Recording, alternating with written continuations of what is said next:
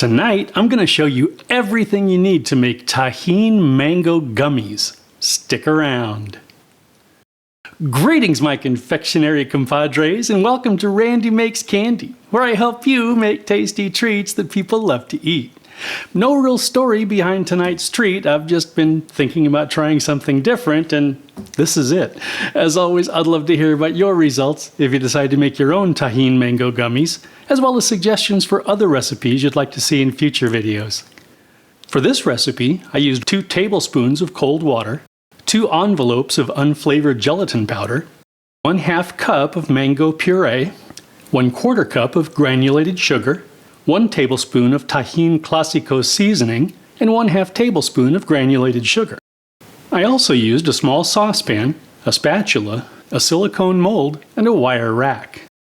A couple of notes before we get started. For the puree, there are a couple of options. You can get some fresh or frozen mango chunks, puree them, then add 2 tablespoons of fresh lemon or lime juice, or you can use mango baby food, which consists of pureed mango and lemon juice. I took the low road, as usual. Also, if you don't have a mold, you can just pour the mixture into a small, lightly greased baking pan, let it set, and then cut it into whatever size and shape you like. Okay, let's make some candy. In a small bowl, sprinkle the gelatin over the water. Stir to ensure all the gelatin is moistened.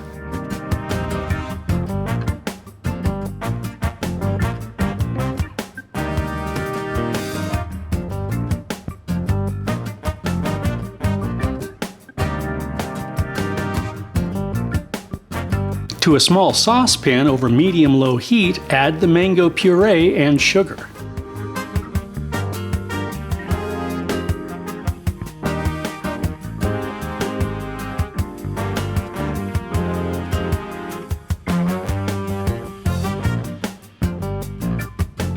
Stir until the sugar is completely dissolved and the mixture starts getting hot. It's not critical, but aim for a temperature around 150 degrees Fahrenheit. You should see some steam and maybe a few small bubbles around the edges. Remove the saucepan from the heat and immediately add the gelatin to the saucepan. Stir until the gelatin is completely dissolved and the mixture is smooth.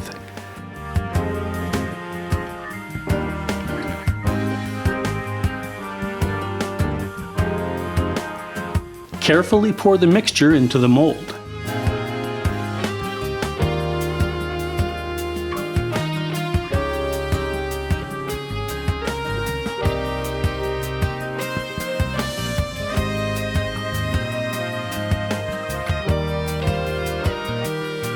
Place the mold in the refrigerator for 2 hours. Carefully remove the gummies from the mold and place them on a wire rack.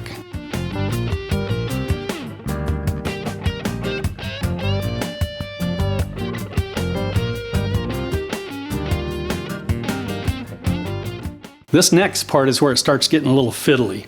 It depends entirely on the temperature and humidity of the room your gummies are in. If you coat the gummies with Tajín and sugar right now, most of the moisture will be drawn out, and the gummies will turn into wet but flavorful pencil erasers. You need to let them rest on the counter until a tacky skin forms that'll hold the moisture inside the candy. If you wait too long though, the skin will lose its tackiness and the coating won't stick.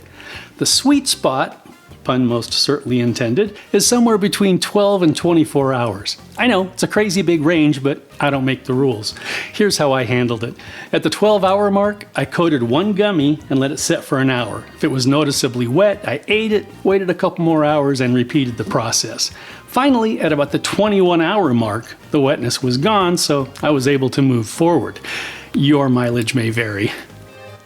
So after however long it takes for you, coat each gummy in the Tajín sugar mixture and return it to the wire rack. When you're finished, store the gummies in an airtight container in the refrigerator.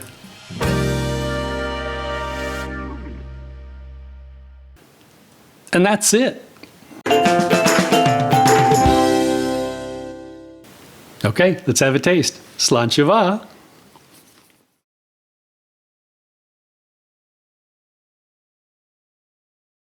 Yeah, that's a great chew, and the spicy, sweet, fruity tang is exactly what I was looking for. If you're looking to up your gummy game and don't mind enduring the fiddly bits, you really ought to try these.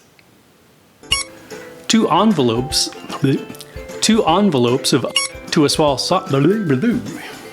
and your gummies will turn into flavorful pencil erasures. No.